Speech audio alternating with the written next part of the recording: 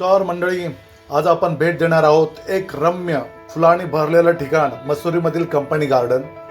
थंड हवामान, रंगीबिरंगी फुलं आणि सुंदर लँडस्केप. चला तर मग निसर्गाच्या कुशीत थोडा वेळ घालूया.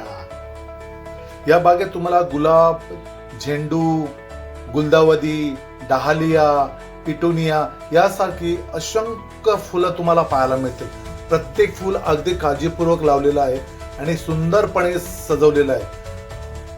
प्रत्येक फुल हे तुम्हाला एका जातीचे वाटेल, पण त्याच्यावरती वेगवेगळ्या कलरची फुलं आलेली आहेत. हंगाम बदलला तरी फुलांची रचना आणि रंगसंगती बदलते, त्यामुळे प्रत्येक भेट वेगळी आणि खास वाटते. जर तुम्ही निसर्गप्रेमी असाल तर कंपनी गार्डन तुमच्यासाठी परिपूर्ण ठिकाण आहे आणि फोटोग्राफीसाठी देखील ही जागा अत्यंत लोकप्रिय आहे.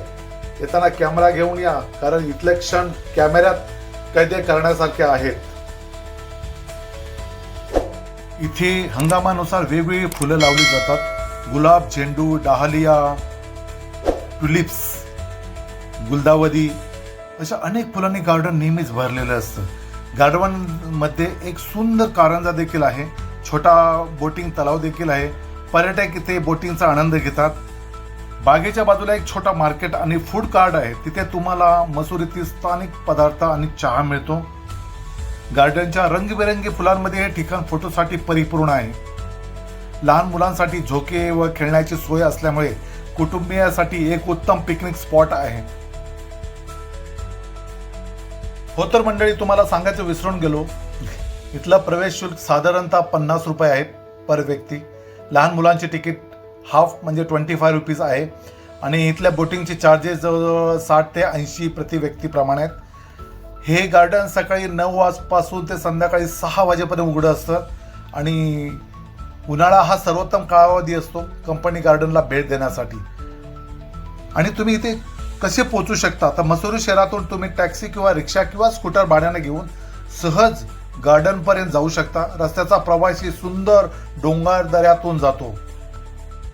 गार्डनमधून फिरत असताना हे देखील पाहुणे माझ्या नजरेस पडले आणि मी त्यांना माझ्या कॅमेऱ्यामध्ये कैद केलं.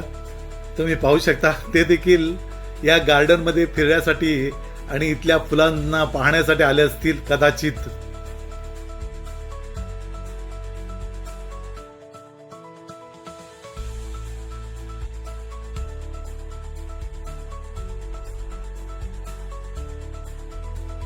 हे जे तुम्हाला दिसतं ते कंपनी गार्डन, ज्याला म्युन्सिपल गार्डन देखील म्हणतात आणि अटल गार्डन देखील म्हणतात.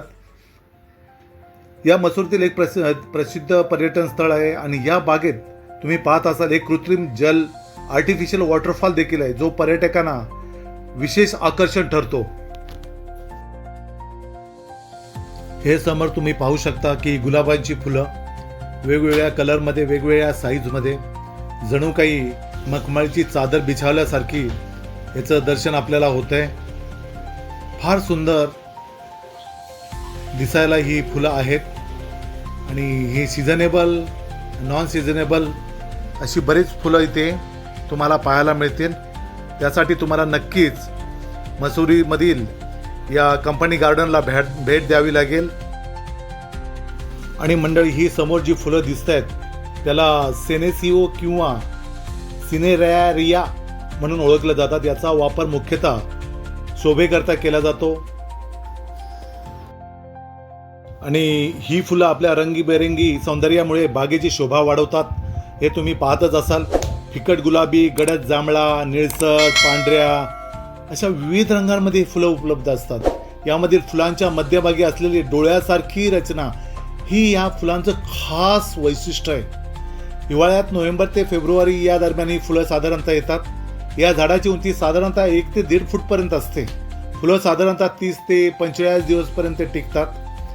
घरच्या बागेत कुंडीमध्ये देखील तुम्ही सहजपणे ही फुलं, झाडं, पौधे लावू शकतात. थोडी थंड व हवेची जागा असेल तर ही फुलं चांगल्या प्रकारे बहरतात. उन्हात फारसे यांना ठेवू नये.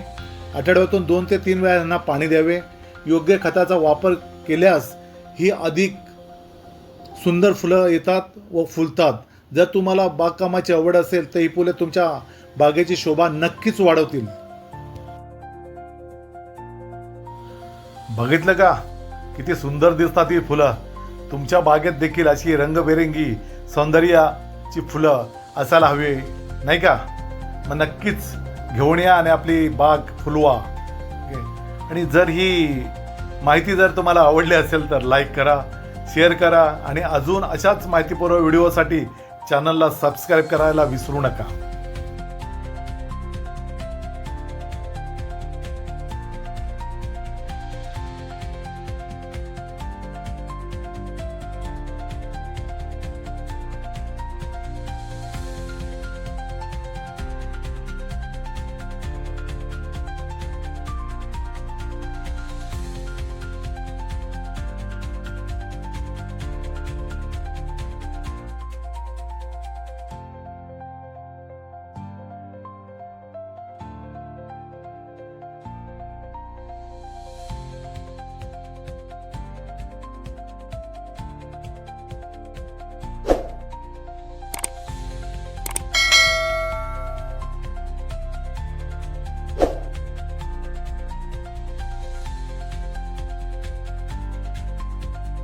तर मग मंडळी, येताना तुम्ही देखील मसुरीमधील कंपनी गार्डन येथील फुलं पाहायला अहो येणं अगदी सोपं आहे.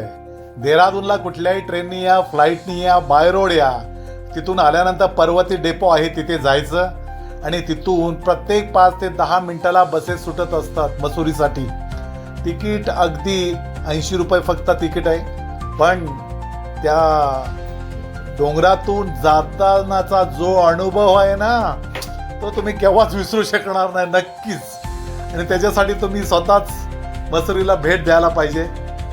जय हिंद.